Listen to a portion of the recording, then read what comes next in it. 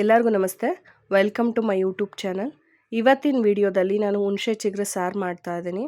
ತುಂಬ ಟೇಸ್ಟಿಯಾಗಿ ಹಾಗೆ ತುಂಬ ಕ್ವಿಕ್ಕಾಗಿ ಮಾಡುವಂಥ ಸಾಂಬಾರಿದು. ಹುಣಸೆ ಚಿಗುರನ್ನು ತಗೋಬೇಕು, ಗಟ್ಟಿ ಎಲೆ ತಗೋಬೇಡಿ. ಚಿಗುರು ಇರುತ್ತಲ್ವ, ತುದಿಯಲ್ಲಿರೋ ಚಿಗುರನ್ನ ತಗೊಳ್ಳಿ. ತುಂಬಾ ಚೆನ್ನಾಗಿರುತ್ತೆ ಇದು ಟೇಸ್ಟು, ಹಾಗೇನೂ ತಿನ್ಬೋದು.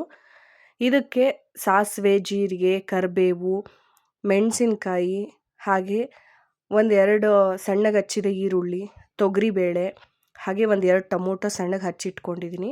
ಹಾಗೆ ಸಾಂಬಾರು ಪುಡಿ, ಕೊತ್ತಂಬರಿ ಸೊಪ್ಪು, ಹುಣಸೆ ಚಿಗುರು, ಇದಿಷ್ಟನ್ನು ಇಟ್ಕೊಂಡು ಹೇಗೆ ಮಾಡೋದು ಅಂತ ತೋರಿಸ್ತೀನಿ. ಫಸ್ಟಿಗೆ ಒಂದು ಬೌಲ್ಗೆ ತೊಗರಿಬೇಳೆನ ಹಾಕ್ಕೊಂಡು ಚೆನ್ನಾಗಿ ವಾಶ್ ಮಾಡ್ಕೊತಾ ಇದ್ದೀನಿ. ತೊಳೆದಿಟ್ಟಿರೋ ಬೇಳೆನ ಒಂದು ಕುಕ್ಕರ್ಗೆ ಹಾಕ್ಕೊತಾ ಇದ್ದೀನಿ.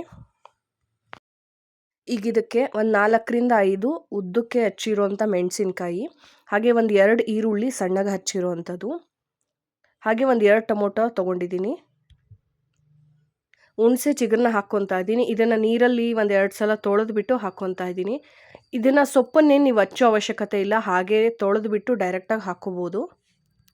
ಈಗ ಇದಕ್ಕೆ ರುಚಿಗೆ ತಕ್ಕಷ್ಟು ಉಪ್ಪು, ಹಾಗೆ ಸಾಂಬಾರು ಪುಡಿ ಹಾಕ್ಕೋಬೇಕು. ಹಾಗೆ ನೀರನ್ನು ಕನ್ಸಿಸ್ಟೆನ್ಸಿ ನೋಡ್ಕೊಂಡು ಹಾಕ್ಕೊಳ್ಳಿ, ಎಷ್ಟು ಬೇಕಾಗತ್ತೆ. ಇಲ್ಲಿ ಹುಣಸೆಹಣ್ಣಿನ ರಸನ ನಾನು ಹಾಕಿಲ್ಲ, ಹುಣಸೆ ಚಿಗುರು ಹಾಕಿರೋದ್ರಿಂದ ಹುಣಸೆಹಣ್ಣಿನ ರಸ ಬೇಕಾಗೋದಿಲ್ಲ. ಕುಕ್ಕರ್ ಮುಚ್ಚಿಬಿಟ್ಟು ಒಂದು 3ರಿಂದ 4 ವಿಷಿಲ್ ಕುಕ್ಕರ್ ಕೂಗಿಸ್ಕೋಬೇಕಾಗತ್ತೆ.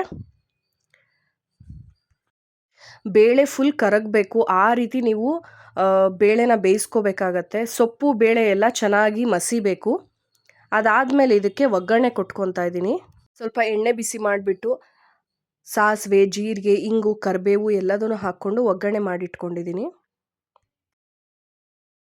ಈಗ ಮಸ್ದಿರೋದಕ್ಕೆಲ್ಲ ನೋಡಿಕೊಂಡು ಇನ್ನೊಂದು ಸ್ವಲ್ಪ ನೀರು ಬೇಕಂದರೆ ನೋಡ್ಕೊಂಡು ಸ್ವಲ್ಪ ನೀರು ಹಾಕ್ಕೊಳ್ಳಿ. ಮುದ್ದೆ ಜೊತೆಗೆ ಊಟ ಮಾಡೋದಕ್ಕೆ ಸ್ವಲ್ಪ ಸಾರು ಈ ರೀತಿ ಬೇಕು ಅಂದರೆ ಸ್ವಲ್ಪ ನೀರು ಹಾಕ್ಕೋಬೋದು. ಹಾಗೆ ಇದಕ್ಕೆ ಅರಿಶಿನ ಹಾಕಿ ಕೊತ್ತಂಬರಿ ಸೊಪ್ಪು ಹಚ್ಚಿರೋದನ್ನು ಹಾಕ್ಕೊತಾ ಇದ್ದೀನಿ. ನಿಮಗೇನಾದರೂ ಖಾರ ಕಮ್ಮಿ ಅನ್ನಿಸ್ತು ಅಂದರೆ ಕೆಲವರು ಖಾರದ ಪುಡಿನೂ ಹಾಕ್ತಾರೆ, ಸೊ ನೀವು ಖಾರದ ಪುಡಿನೂ ಹಾಕ್ಕೋಬೋದು ಅಥವಾ ಹಸಿ ಮೆಣಸಿನ್ಕಾಯಿನೂ ಹಾಕ್ಕೋಬೋದು. ಬೇಳೆ ಕರಗೋ ಥರ ಕುಕ್ಕರಲ್ಲಿಟ್ಟು ಬೇಯಿಸ್ಕೊಬಿಟ್ರೆ ತುಂಬ ಕ್ವಿಕ್ಕಾಗೆ ಹುಣಸೆ ಚಿಗುರು ಸಾರು ರೆಡಿ ಆಗೋಗುತ್ತೆ. ಸ್ವಲ್ಪ ಖಾರ ಕಮ್ಮಿ ಇದೆ ಅನ್ನೋದಕ್ಕೋಸ್ಕರ 1 ಸ್ಪೂನಷ್ಟು ಖಾರದ ಪುಡಿನ ಹಾಕಿದ್ದೀನಿ. ಈಗ ಸಾಂಬಾರು ಚೆನ್ನಾಗಿ ಕುದಿಸ್ಬೇಕು, ಆಗ ಸಾಂಬಾರು ರೆಡಿ ಆಗುತ್ತೆ. ಈಗ ಸಾಂಬಾರು ಕುದೀತಾ ಇದೆ ನೋಡಿ, ಇದಕ್ಕೆ ಮಾಡಿಟ್ಕೊಂಡಿರೋ ಒಗ್ಗರಣೆ ಹಾಕ್ಕೊಂಡ್ರೆ ಹುಣಸೆ ಚಿಗುರು ಸಾರು ರೆಡಿ ಆಗುತ್ತೆ. ಇದು ಅನ್ನದ ಜೊತೆಗೆ, ಮುದ್ದೆ ಜೊತೆಗೆ ತುಂಬಾ ಚೆನ್ನಾಗಿರುತ್ತೆ. ಒಂದು ಸಲ ನೀವು ಈ ರೆಸಿಪಿನ ಟ್ರೈ ಮಾಡಿ ನೋಡಿ, ಖಂಡಿತ ಇಷ್ಟಪಡ್ತೀರಾ.